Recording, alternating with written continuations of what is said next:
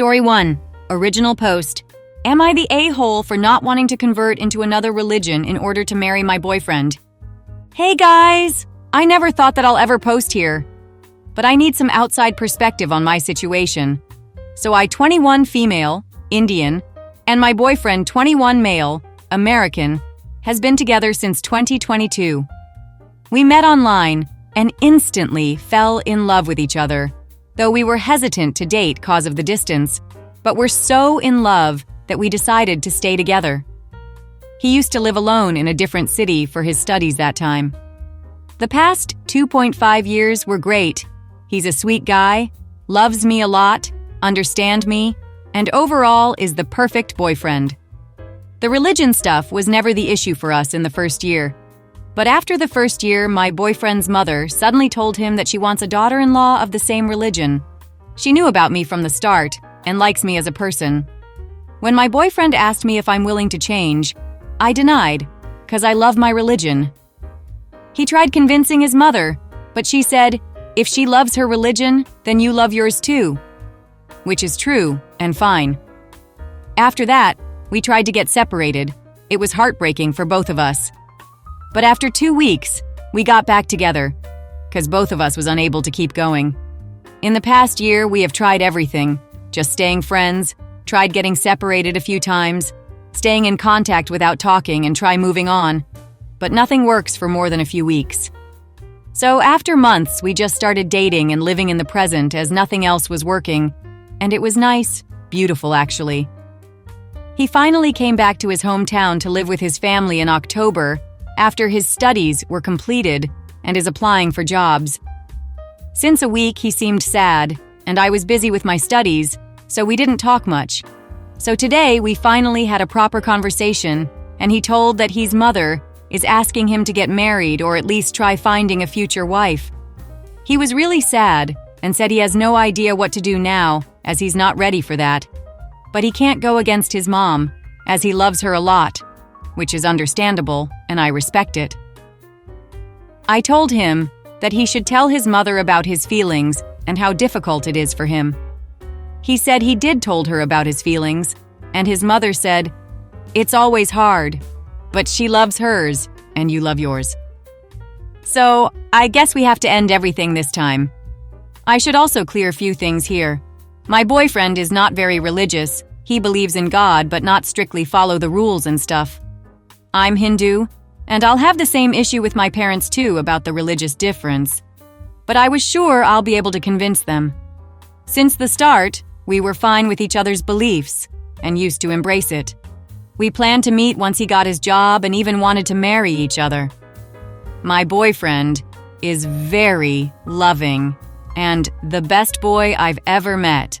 Apart from the religion stuff, everything else is great between us. So, am I the a-hole?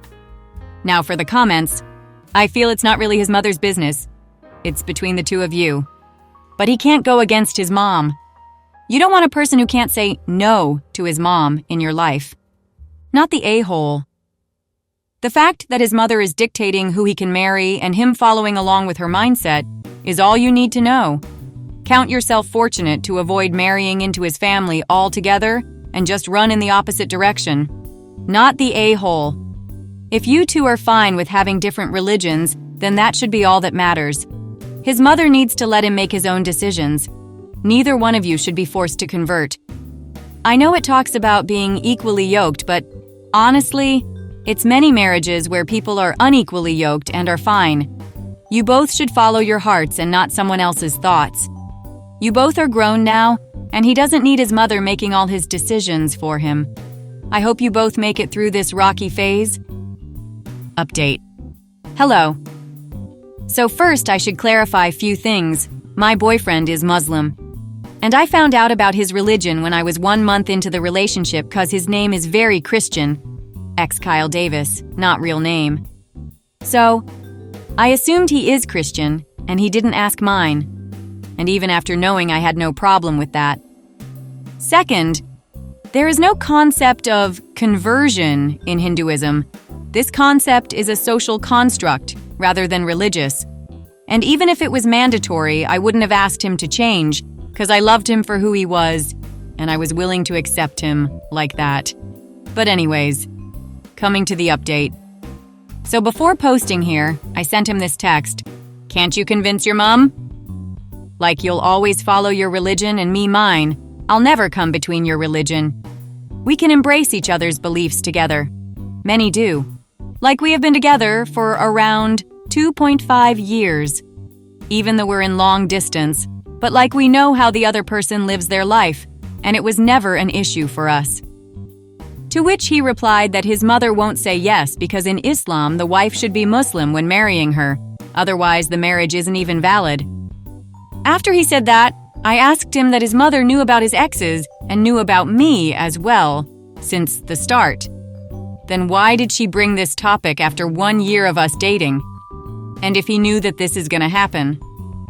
His answer was, he knew his mother wants a Muslim daughter-in-law, and all his ex were ready to convert, so he thought it wouldn't be a big deal to me. Listening this, I was really upset and said, I feel betrayed by this, as I thought it was a shock for him as well, when his mom made this wish. To which he said, it was a shock for him, 'cause all his ex agreed to this request, and he never saw this side of hers. So adamant for the religion even after convincing. Well, after that, there was nothing to talk about, so we ended it. I haven't blocked him yet, but this time I'm moving on for sure, 'cause he hid this thing from me. I still feel I can give him a chance if he stands up for me and makes me his priority, but it's very unlikely. I'm not going to regret anything, though. It was nice meeting him, sharing memories, and growing together. I'll see it as a beautiful chapter of my life. And also I know he is at fault here, just like his mother, but I don't want anyone to say bad things about him, 'cause he is a sweet guy after all. His priority is his mother, so it's okay. I don't want to force him into ruining his relationship with his family. It should be his decision to choose me. So yes, he is my ex now, and I'll be focusing on my life. And thank you for your comments. It gave me a different perspective to look at. Now, for the comments. Please run. Muslim here. It is okay in Islam for Muslim men to marry Christian or Jewish women, but it is not okay by any means to marry a Hindu, Buddhist, Sikh, or any other religion. If so, the marriage is not valid, and the Muslim is committing a grave sin. He knew this from the start. It is basic information for Muslims. He was trapping you, hoping you would love him enough to convert. Even if he convinced his mom to marry you, do you want to be with someone like this? His mom would have a say in everything because he doesn't have a backbone. You are young, set yourself free, and you will find a better person. If all the exes were totally willing to convert, one of them would be his wife. No girl goes, yeah, I'll totally potentially convert to Islam in the future, in this casual relationship, just in case we get married. That's a conversation to have, basically when you're engaged, or about to be engaged. And if he was serious enough to ask them to marry him and brought this up, and they were all fine with it, well, he'd have married one of them. He's using his mother as an excuse, and he brought this up late because he wanted to trap you, make you fall in love, then get you to convert when you were too in love to say no. Dude isn't sweet. He's a manipulator, liar, and has been intentionally manipulating you from the start, and is still lying by trying to make it about his mother.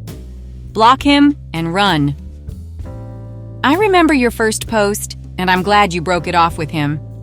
You made the right decision. So keep steady, stay strong, and don't succumb to what-ifs that may never happen. A mama's boy will always prioritize his mom over his wife, so don't bother competing. Find someone who doesn't bring this much turmoil into your life and didn't lie to you from the beginning of the relationship. Your ex should have been clear about his expectations from the beginning, and none of this leading you on and dropping a bomb on you 2+ years onto your relationship. Story 2. Am I the a-hole for refusing to cover outrageous costs for my future sister-in-law's bridal shower? I, 23 female, am going to be a bridesmaid in my fiancé's older sister's wedding, which is set for October 2025. While I'm excited to be part of her big day, I've been a bridesmaid before and know how expensive it can be. The costs for this wedding are piling up quickly. I've already paid $300 for the bridesmaid dress, the required shoes, and $1,000 for the destination bachelorette trip. Initially, we were told there was no pressure to attend, but her mom later said it was shitty that some bridesmaids were considering skipping due to the cost, so I felt pressured to go. After we booked the trip, the maid of honor informed us that we would also be covering all of the bride's costs during the trip: food, drinks, and anything else. This was never discussed beforehand and added another unexpected expense on top of an already expensive trip. My future mother-in-law mentioned that, as a bridesmaid, I'm expected to help pay for the bridal shower. She said she Googled it and found that the bridesmaids are responsible for the costs, not her as the mother of the bride. In all the weddings I've been part of, the bridal shower costs were primarily covered by family or a family friend who volunteered to host it at their home. The bridesmaids usually helped with smaller things like games and decorations. I don't mind contributing to the bridal shower, but it needs to be within reason. With everything else I've already paid for, it's becoming unmanageable, especially since I'm trying to save for my own wedding, which is planned for mid-2026. My future sister-in-law is expecting a fully catered bridal shower with elaborate decor, which feels unrealistic for a group of bridesmaids to fund. It also seems like she's picking things that aren't even within her budget, and assuming others will cover the difference. Am I the asshole for wanting to set boundaries around the bridal shower costs? Especially when it feels like at every turn, an unexpected expense comes up without any discussion? I know weddings are expensive, as I am currently planning one. But how much is too much to ask your bridesmaids to pay? In previous weddings I was a bridesmaid in, I would spend about $100-200 total. In this case, that's not even covering the bachelorette trip. I do want to make this whole thing special for her, but it's just starting to get very costly, and I know the other bridesmaids are feeling the pressure too. We are all young and just starting our careers. Edit. I've already spoken to my fiancé about this, and he agrees it's out of line. He has my back on however I choose to approach this, and was curious to see everyone's responses and advice. We are a young couple and are open to advice on how to handle this. He's already offered to speak to his family, but based on prior situations, he doesn't think it'll go anywhere. The two of us have drawn our lines on these matters on previous issues, and in fact, moved further away to really separate into our own family while in pursuit of our careers. Now for the comments. It is in no manner traditional that bridesmaids are expected to pay for crap. That is completely new, like less than 5 years old, and was invented out of thin air by the wedding industrial complex. Back in the day, the father of the bride was expected to pay for the wedding. Brides were expected to have only one in their lifetime, and costs were limited to whatever daddy could afford. These days, brides aren't virgins, people often have several weddings, and the married couple usually covers most of the costs themselves.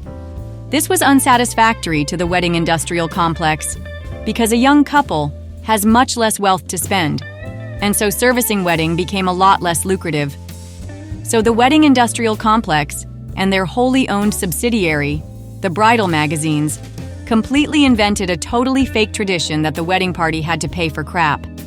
This spread the load around, and as it is much more fun to spend other people's money than it is your own, brides embraced the change. But it's false. This is bull crap. There is no such tradition, and that was not what you agreed when you accepted her invite. Tell the bride that you wish her the best, and while you are happy to honor her marriage, you are not paying for her wedding. If that's what agreeing to be a bridesmaid entails, you're out. She should have told you up front, and then try to cancel or refund whatever you can. Not the a-hole. Here. And if you want a source to counter the wedding industry complex, you might like Miss Manner's Guide to a Surprisingly Dignified Wedding. Judith Martin is both amusing and thoughtful, and she is scathing about people trying to guilt others in spending more than they can afford. Congratulations on your own engagement and all the best. Not the a-hole. People who pay for the event are in charge of how it should be organized and how big the budget should be. There's no reason to overpay for the bridal shower. You might want to arrange a meeting of the bridesmaids and the bride to discuss the details and the budget of the shower. I find it weird that bridesmaids are being forced to contribute at all, and such outrageous amounts of money. But okay, it's a custom in your country. Anyway, that does not mean unlimited budget. Get together and think through what can be done. Maybe some of the decor and/or catering could be homemade. Maybe some of you know good offers, and be honest with the bride about your financial situation. Also, you could ask her, shall she contribute thousands for your wedding, which is coming next? She's being greedy, not the a-hole. Tell your future mother-in-law that you Googled it, and it's actually the bride's mom that pays for and organizes the shower. My suggestion to you is bow out of the honor of being a bridesmaid now. Whatever you already spent is gone, but at least you won't have to put up with this insanity anymore. And talk to your fiancé. Tell him what's going on, explain the costs, and manipulation, like springing the bride's share of the bachelorette on you after the fact. Not the a-hole. You need to have an honest conversation with your mother-in-law. Remind her that bridesmaids are not a bottomless well of money. They are people with lives and expenses of their own. Respectfully, let her know you have already spent far more on this wedding than any other you've been in, and you can't afford to just keep spending when you've got your own wedding to save for.